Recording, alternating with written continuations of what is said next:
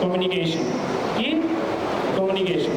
ছোট একটা গল্প বলি, গল্পটা আমি গতকাল গিয়ে শুনছি।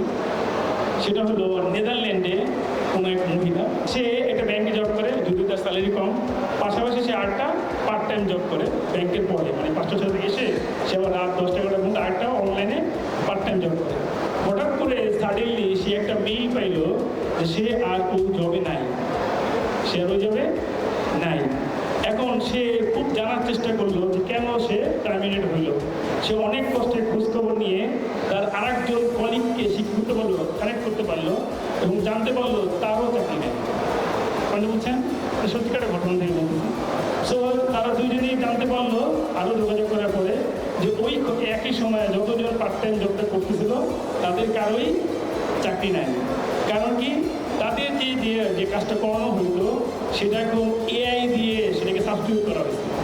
ঘটনাটা 2023 সালে সে বলতেছিল যে সামহাও কোনো না কোনোভাবে আমাদের সবার জবকেই কী করবে, এই নতুন টেকনোলজি এবং নতুন এআই দিয়ে কী করা হবে, সাবস্টিটিউট করা হবে। তখন সে কী করলো, সে তখন সব কিছু বাদ দিয়ে এআইয়ের পিছিয়ে লেগে গেল। কত সালে? 2023-এ। সে তখন এআই কি, এআই দিয়ে কী করে এগুলো ডিটেলস জানা শুরু করলো। এক সময় সে হঠাৎ করে সামনে একটা ইউনিভার্সিটির একটা প্রোগ্রাম পাইলো, MBA ইন এআই, মানে ডাটা অ্যানালিটিক্স এবং এআইয়ের উপর অনেক MBA আছে, 2023 সাল থেকে শুরু হয়েছে। তখন স্পন্সর বা কারো কাছে কীভাবে টাকা নেওয়া যায় কিনা সেটা খুঁজতেছিল। তো সে যে ব্যাংকে জব করতেছিল সেই ব্যাংক তাদের এমপ্লয়িদের ইংলিশ সরি এই ধরনের স্কিল ডেভেলপমেন্টের জন্য স্কলারশিপ দিচ্ছিল।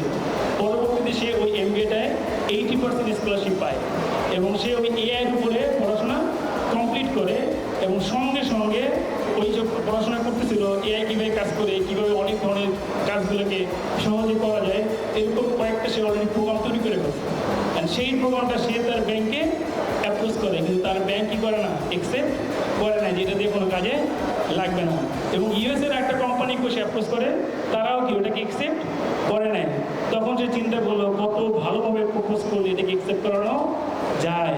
পরবর্তীতে তার কিছুদিন পরে নেদারল্যান্ডের একটা সরকারি কোম্পানি, যারা বিভিন্ন মেনলি বিষয় ছিল নিয়ে ফায়ারওয়াল নিয়ে, যে বিভিন্ন রকম প্রতারণা হয় না ব্যাংকের, সেই প্রতারণাগুলোকে এআইয়ের মাধ্যমে কীভাবে ধরা যায়, ফ্রডগুলোকে ডিটেক্ট করা যায়, এই বিষয়টা পরবর্তী সে নেদারল্যান্ডের সরকারি একটা প্রজেক্টের আন্ডারে সে জব পেয়ে যায়।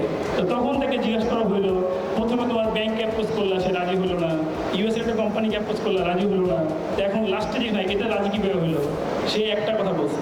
কী বলতে? সেটাই এখন গুরুত্বপূর্ণ কথা, সেটা তার স্কিল গ্যাপ ছিল না, তার গ্যাপ ছিল কমিউনিকেশন।